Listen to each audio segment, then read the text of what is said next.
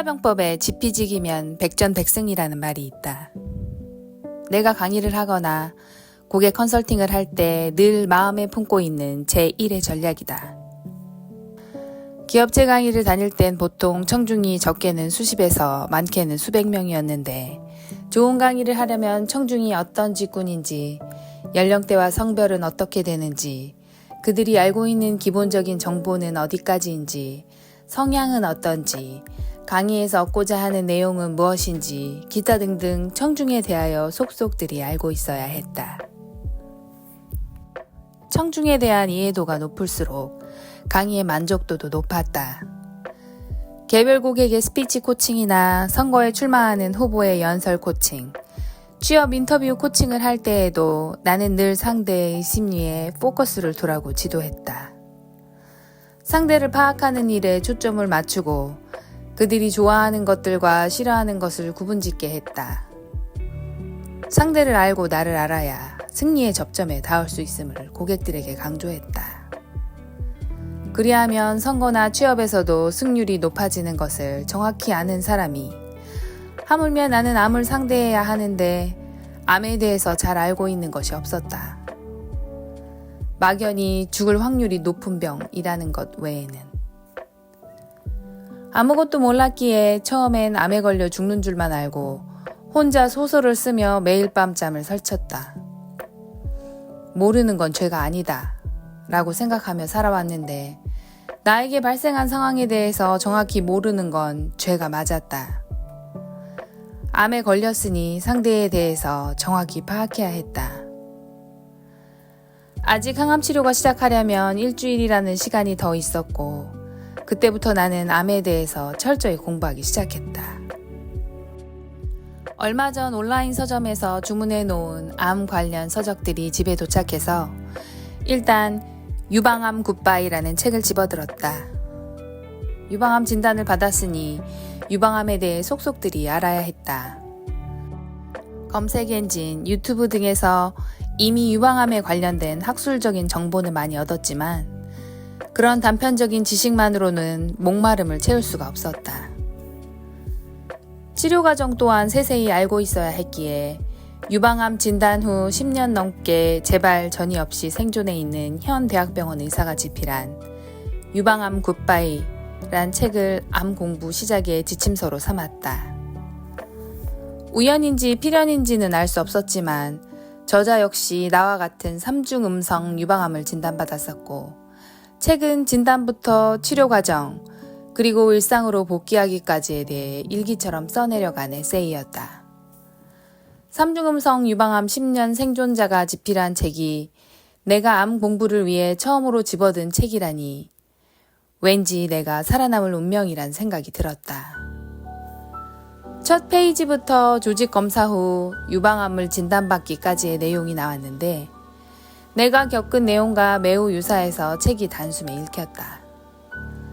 무엇보다 유방암의 생물학적 특징에 대해서 내 주치의 얘기만으로는 충분히 이해되지 않던 많은 부분들이 해결되었다. 저자가 쓴 의학적 내용을 좀 쉽게 정리하자면 우리 몸속 세포의 표면 혹은 핵에는 다른 세포와 신호를 주고받을 수 있는 수용체라는 것이 존재하는데 이들 수용체 사이의 신호를 매개로 세포들이 분화하고 죽는다. 암은 세포 사이의 신호가 과다하게 발생해서 또는 같은 신호를 보내도 수용체가 과민하게 반응해서 세포의 분열과 성장이 빠르게 진행되어 이상 세포가 증식하는 것을 말한다. 유방암에는 에스트로겐 수용체, 프로게스테론 수용체, 허투 수용체가 존재한다. 에스트로겐과 프로게스테론 수용체가 과발현이면 호르몬 양성 그룹, 허투 수용체가 과발현이면 허투 양성 그룹, 이들 수용체가 모두 없는 것을 3중 음성 그룹으로 구분한다. 각 그룹별로 질병의 진행과 전이되는 패턴의 차이가 있고 치료 약제의 선정, 예후 등에서도 큰 차이가 있다. 특정 수용체가 과발현되어 있다면 그 수용체와 연관된 경로를 차단하는 것이 현대의학으로 유방암을 치료하는 방법이다. 호르몬 양성 그룹은 호르몬 분비를 억제하는 약제를 쓰는 것이 치료 방법이고, 허2 양성 그룹은 허셉틴이라는 약이 나오면서 유방암 그룹 중 유일하게 표적 치료제를 사용할 수 있는 예후가 좋은 편에 속하는 암이 되었다. 반면 3중 음성은 수용체가 없으므로 치료약이나 표적 치료제가 따로 없고, 세포 독성 항암약으로 빠르게 번식하는 이상세포의 증식을 막아내는 게 지금까지 현대의학이 발견한 유일한 치료 방법인 셈이다. 각각의 그룹마다 특성이 다른데 호르몬 양성이 그나마 좀 착한 암 그룹이고, 3중 음성은 예후가 좋지 않은 그룹이다. 그럼에도 불구하고 책의 저자는 3중 음성 3기였으나 항암 치료 후 10년간 재발 전이 없이 생존해 있으므로 나 역시 승산이 없는 게임은 아니었다. 게다가 작가는 20대의 젊은 나이에 림프에 전이가 발생한 3기 유방암 환자였다. 나보다 암 발생에 있어서는 훨씬 불리한 젊은 나이였고, 3기암은 5년 생존율도 1, 2기 암과는 확연하게 차이가 있었다. 그럼에도 불구하고 그녀는 생존했고 재발 전이도 없었다. 나는 늘 확률은 숫자에 불과하다고 믿는다. 그래서 그렇게 수학을 못했는지 모르겠지만 단 1%의 생존율이라도 남아있다면 희망을 놓지 않는 것이 결국 살아남는 자가 선택해야 할 마음가짐이다. 종양의 크기가 2cm 미만인데 겨드랑이 부위 림프 전이가 없는 경우 1기 유방암이라고 하고, 종양 크기가 2에서 5cm이면서 림프절 전이가 심하지 않거나 종양의 크기가 5cm 이상이지만 림프절 전이가 없는 경우를 2기 유방암이라 구분짓는다. 3기는 림프절에 퍼진 정도가 심해 다른 장기로 전이될 가능성이 있는 상태를 일컫고, 4기는 다른 장기에 유방암이 전이된 상태를 말한다. 실제로 유방암의 경우 1, 2기 환자는 5년 생존율이 약 95% 이상이고, 3기의 경우 약 75%, 4기는 약 45% 미만으로 생존 확률이 확 낮아진다. 그러나 이는 숫자에 불과하다.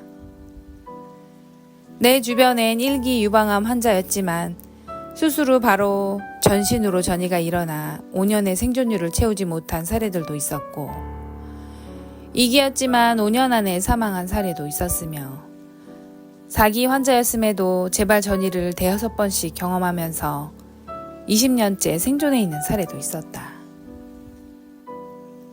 5년 생존율에 대한 숫자는 크게 의식하지 않아도 된다는 말이다. 서울대 병원장이었던 한만청 작가의 암과 싸우지 말고 친구가 되라는 책에서 저자는 1998년 간암 진단 후 수술로 암덩어리를 성공적으로 제거하지만 곧바로 폐로 전이, 생존율 5%라는 말기암 선고를 받았다. 동료 의사들조차 비관적인 예견을 낼 때 기적적으로 암을 퇴치하고 20년 넘게 생존했다.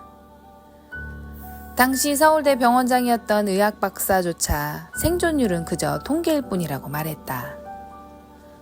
과학과 데이터를 중시하는 의사도 암의 생존율에 대해서 맹신하지 않으니 나 또한 통계적 숫자에 연연할 필요가 없겠다고 생각했다.